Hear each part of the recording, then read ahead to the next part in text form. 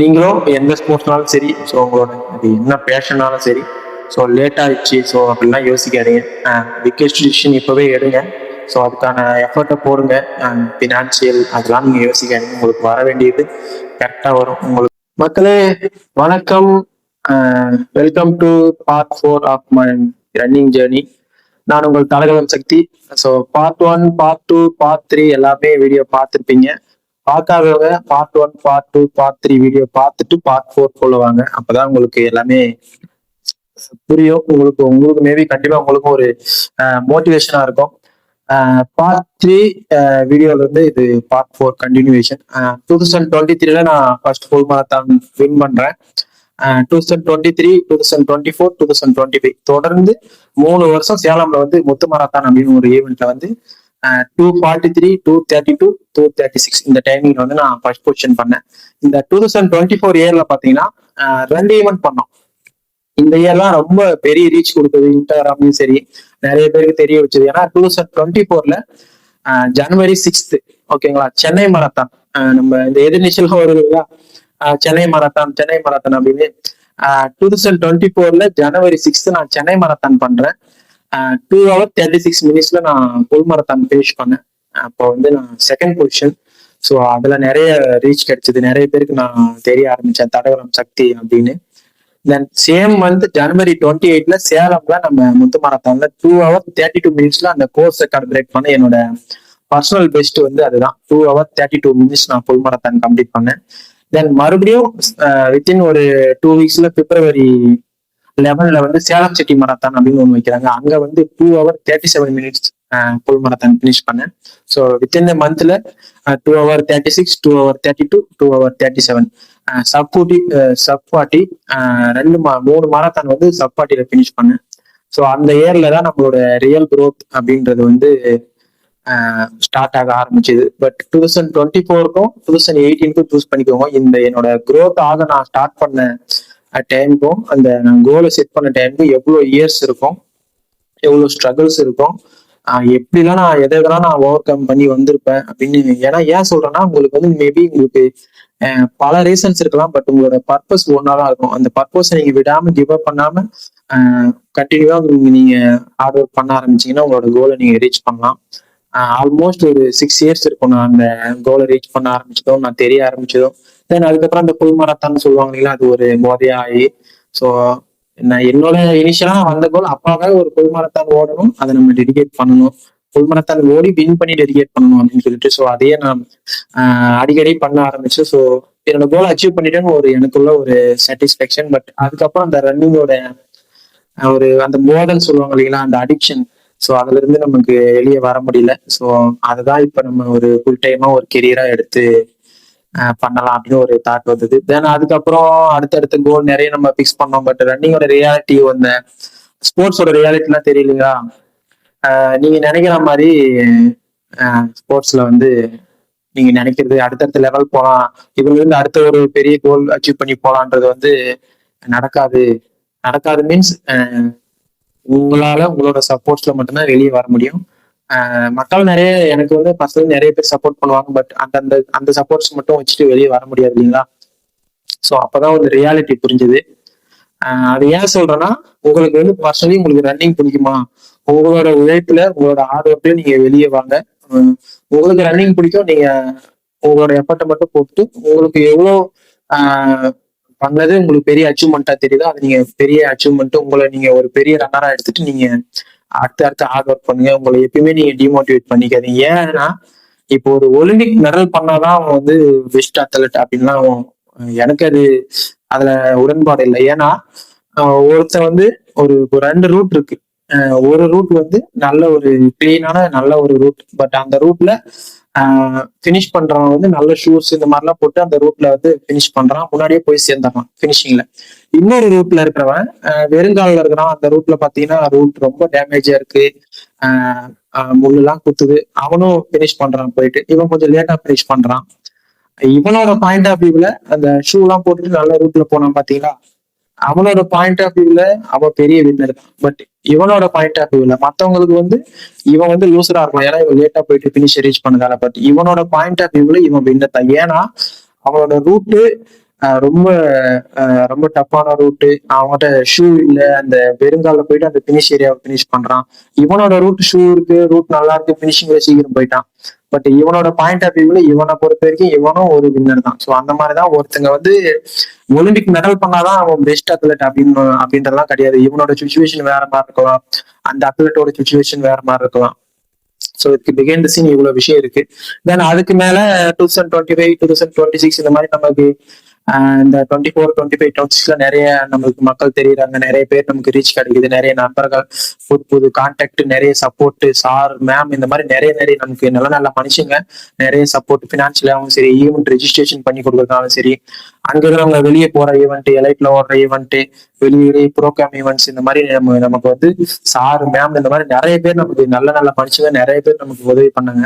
ஏன்னா ஒவ்வொருத்தவங்களா பேர் வந்து சொல்லலாம், நிறைய பேர் சொல்லணும். ஆக்சுவலா என்னோட லைஃப்ல நம்ம நம்ம நம்ம நண்பர்களுக்கும் சரி. ஸோ இந்த மாதிரி நிறைய நல்ல நல்ல மனுஷங்க இருக்காங்க. ஸோ ஏன் சொல்றேன்னா, நீங்க உங்களோட கோலை மட்டும் பார்த்துட்டு நீங்க ரன்னிங் பிடிக்கும், நீங்க ரன்னிங் மட்டும் பண்ணீங்கன்னா அதே சேம் வேவ் லென்த்ல ரன்னிங் பிடிச்ச ஒரு பர்சன் யாராவது உழைப்புல அந்த மாதிரி ஹெல்ப் பண்றவங்க வருவாங்க. அவங்களுக்கும் ரன்னிங் பிடிக்கும், உங்களுக்கும் ரன்னிங் பிடிக்கும். உங்களுக்குள்ள இருக்கிற கனெக்ஷன் இது மட்டுமாவே தான் இருக்கும், வேற எந்த எந்த கனெக்ஷனுமே இருக்காது. பட் அந்த ரன்னிங் பிடிக்கும், நீங்க நல்லா ரன் பண்றீங்கன்ற ஒரு தாட்காவே உங்களுக்கு நிறைய ஹெல்ப் பண்ணுவாங்க. ஸோ அந்த மாதிரி ஹெல்ப் எல்லாம் கிடைச்சுதான் நானும் இன்னைக்கு ஏதோ நானும் ஒரு அத்லட் அப்படின்னு சொல்லிட்டு ஏமாத்திட்டு திரியறவங்களெல்லாம் ஏதோ நான் ஒரு அத்லட்டா இல்ல நான் ஒரு பெஸ்ட் அத்லட்டா அப்படின்னு நீங்களே சொல்லுங்க. ஏன்னா உங்க பேர்ல தான் இருக்கு. இன்னொன்னு சொல்ல போனா ஜஸ்பர் பாண்ட் இதெல்லாம் சொன்னது, பட் எனக்கு தெரியும். ஏன்னா எவ்வளவு ஸ்ட்ரகிள் பேஸ் பண்ணி எவ்வளவு ஒரு இடத்துல இருந்து எந்த மாதிரி இடத்துக்கு நம்ம இன்னைக்கு வந்திருக்கோம் அப்படின்றது அது ஒரு பெரிய ஜேர்னி, ரொம்ப எமோஷனலான ஒரு ஜேர்னி கூட.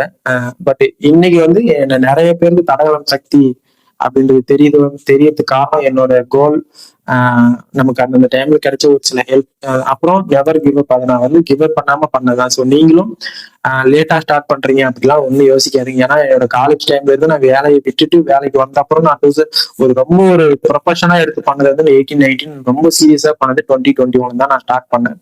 ஸோ ஜேர்னி ரொம்ப பெருசுதான். பட் நான் இவ்வளவு வருஷம் கிவ் அப் பண்ணாம பண்ணதுதான் என்னோட பெரிய அச்சீவ்மெண்டா நான் நினைக்கிறேன். ஸோ இது எதுக்கு சொல்றேன்னா, நிறைய பேர் செல்ஃப் டவுட்ல இருப்பீங்க, பண்ண முடியுமா இப்படின்னு. ஸோ அப்படிலாம் ஒண்ணுமே இல்லை. உங்களோட மைண்ட் செட் தான் கான்ஃபிடென்ட்டா, உங்களுக்கு ரன்னிங் பிடிக்கும், ரன்னிங் இல்லை not only running, every sports, எல்லா ஸ்போர்ட்ஸும் உங்களுக்கு பிடிக்கும் அப்படின்ற பட்சத்தில் நீங்க அதை ஃபாலோ பண்ணலாம். உங்களோட பேஷனா எடுத்து ஃபாலோ பண்ணலாம். உங்களுக்கு வர வேண்டியது க்ரோத் அந்தந்த டைமுக்கு வரும். அதனால ஒரி பண்ணிக்க வேணாம்.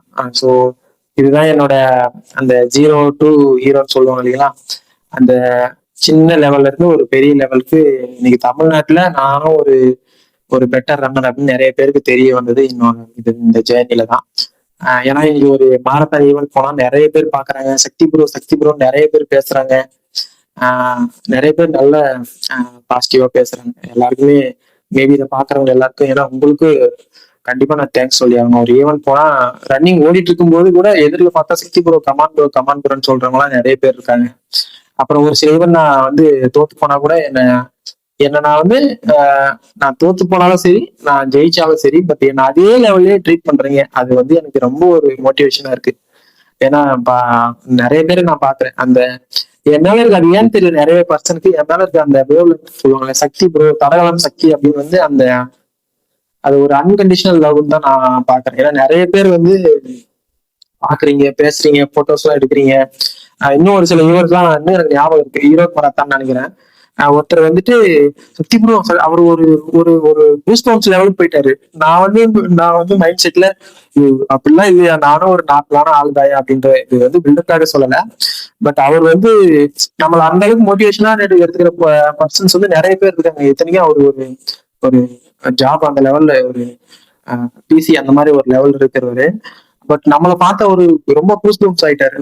ப்ரோ நீங்க தான் ப்ரோ மோட்டிவேஷன் அப்படி இப்படின்னு இந்த மாதிரி நிறைய பேர் எங்கிட்ட பேசுவாங்க.